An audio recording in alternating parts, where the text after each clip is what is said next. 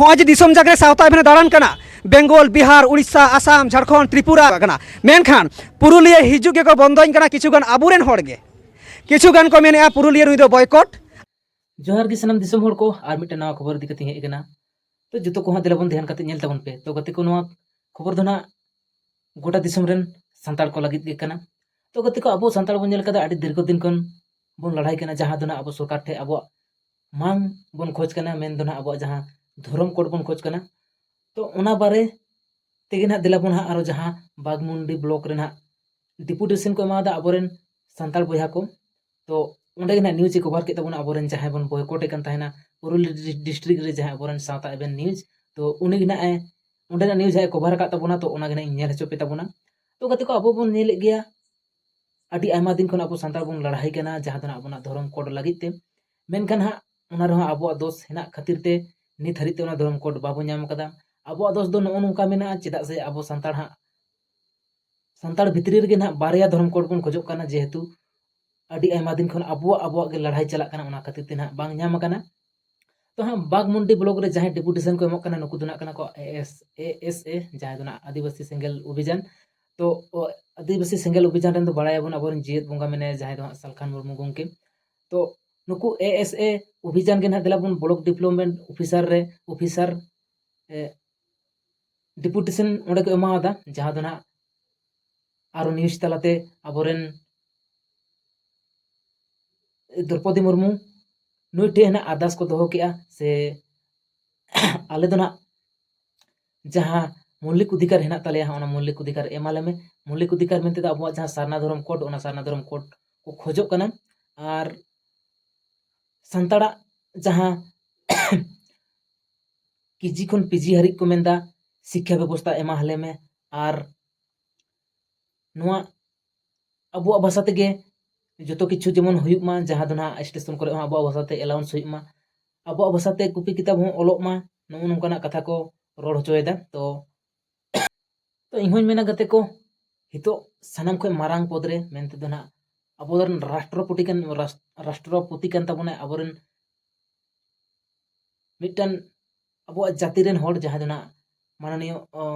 द्रौपदी मुर्मू बड़ाई कन गया बन हा तो नुई ताहेर जुदी अबो हक आयदार बाबन हताव दाड़िया तो आदो तिसो घिना बांग बन हताव दाड़िया ओनाते इहो नोवा गी मेना जे अबो जहां मौलिक अधिकार कना ओना कोदो माननीय राष्ट्रपति द्रौपदी दीदी नुई ठेन घिना अरदास बन दोया जाते जहां हिजुक कन इलेक्शन जहां 2026 रे ओना माड़ांग रे हा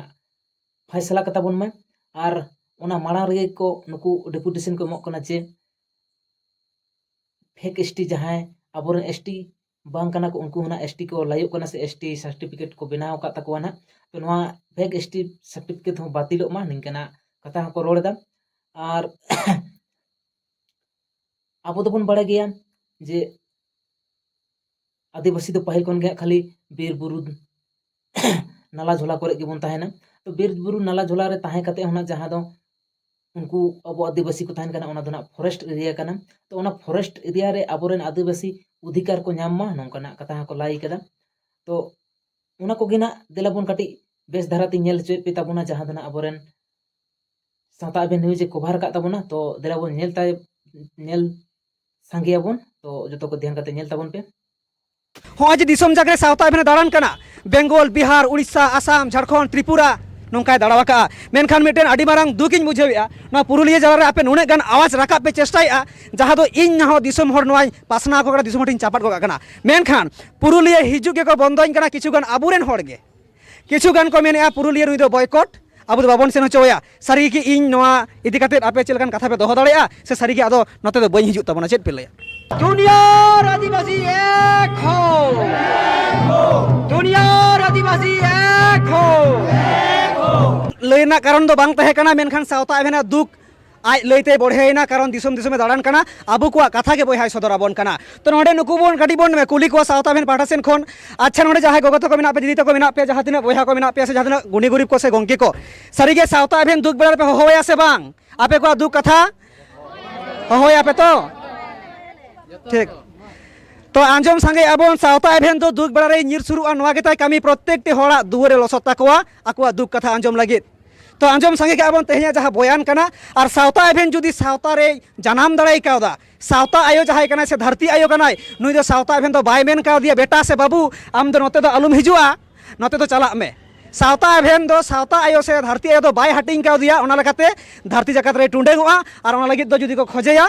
अबुरेन मेना को ताबना दिसम हर को और नुकु गोंके को और सावते मेना ताबना आदिवासी टेक्नोलॉजी जिंदाबाद जिंदाबाद जिंदाबाद आदिवासी टेक्नोलॉजी जिंदाबाद जिंदाबाद जिंदाबाद फांसी जातीय को सरकार गवर्नमेंट जिंदाबाद जिंदाबाद जिंदाबाद जिंदाबाद जिंदाबाद जिंदाबाद इनो कानून जिंदाबाद जिंदाबाद इस जमाना अमर रहे हरा बोल जिंदाबाद जिंदाबाद चाहे रायो जिंदाबाद जिंदाबाद जोय सारना जोय सारना तो नील के तबुन पे गते को नुकु बागमुंडी ब्लॉक रेन सिंगल अभियान ग्रुप को से संताड़ को लाई एको अब गोटा दिसम के जेमन नंका बन खोजमा अब जहां मौलिक अधिकार कना ओना तो नंकाना कथा को लाइदा और जहां दोना बन नेल कते नवा दोना बागमुंडी ब्लॉक लेकार गे नुकु डिपुटेशन को एमादा तो सारा दिसम के नुकुआ रोड से नुकुआ मेन दो गोटा दिसम के जेमन जहां दिन के सपड़ा कते अब मौलिक अधिकार हता लगित ते डिपुटेशन एमा हता बन से खोय मा तो आना वीडियो तलाते अबोरेन राष्ट्रपति जहां दो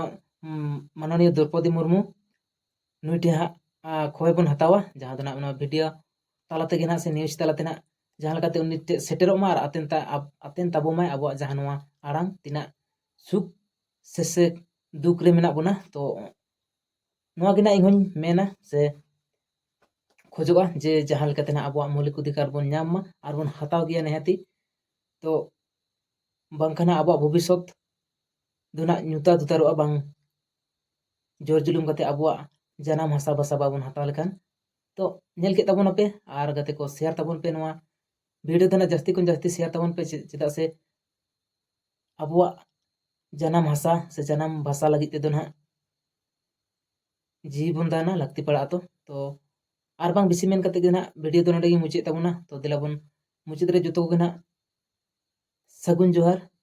साथे हिल्ला मारांग बुरु जय सरना।